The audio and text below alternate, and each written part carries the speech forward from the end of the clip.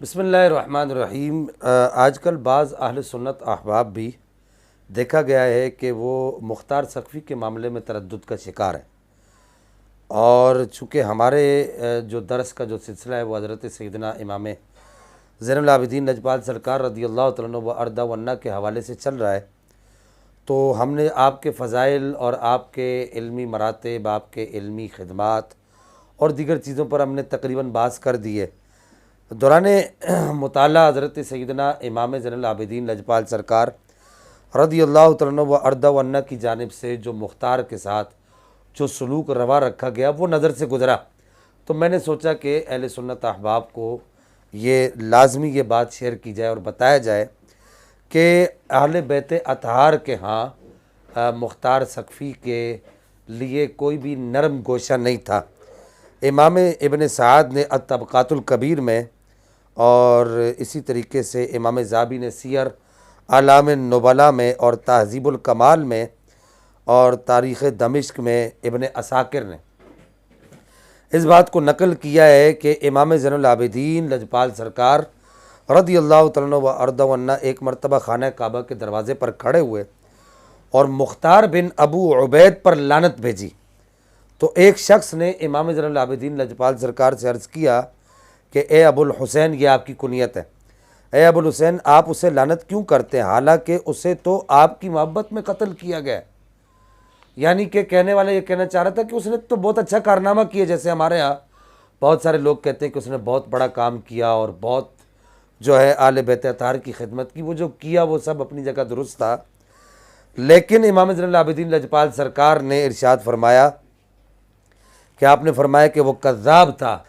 جو اللہ اور اس کے رسول صلی اللہ تعالیٰ علیہ وسلم کے بارے میں جھوٹ بولتا تھا۔ اسی طریقے سے طبقات الکبیر میں اور تاریخ دمشق میں اور تہذیب الکمال میں اور سیر اعلام النبلاء میں یہ نقل ہے کہ ایک مرتبہ امام زین العابدین کو مختار سقفی نے 1,00,000 درہم بھیجے، تو امام زین العابدین رضی اللہ تعالیٰ عنہ و ارضا و عنہ نے اس کو واپس دینا بھی مناسب نہیں سمجھا، چونکہ حالات ایسے تھے، سننے والے سمجھ جائیں گے، حالات ایسے تھے، آپ نے واپس لوٹانا بھی مناسب نہیں سمجھا اور آپ نے اس رقم کو اپنے استعمال میں لینا بھی مناسب نہیں سمجھا، آپ نے اس رقم کو اپنے پاس رکھ لیا۔ جب مختار مر گیا، قتل ہو گیا، تو پھر اس کے بعد امام زین العابدین لجپال سرکار نے عبد الملک بن مروان کو لکھا کہ مختار نے مجھے 1,00,000 درہم بھیجے تھے، پس میں اسے قبول کرنا پسند نہیں کیا، میں نے اسے قبول کرنا پسند نہیں کیا، میں اسے واپس لوٹا رہا ہوں، یہ رقم تم اپنے پاس رکھ لو، اپنی طرف سے کسی کو بھیج دو تاکہ وہ مجھ سے وصول کر لے۔ تو عبد الملک بن مروان نے کہا کہ میں نے وہ رقم قبول کر کے اس نے کہا کہ اس رقم کو میں نے قبول کر کے آپ کے لیے پاک کر دیا ہے، یہ ایک ہیلے کی ایک صورت ہوتی ہے، تو لہٰذا آپ اس رقم کو قبول کر لیں۔ تو پھر امام زین العابدین لجپال سرکار نے اس رقم کو قبول کیا۔ اب سننے والے اس پوری بات پر غور کریں کہ عبد الملک بن مروان نے یہ کہا، امام زین العابدین لجپال سرکار سے یہ عرض کیا کہ جناب من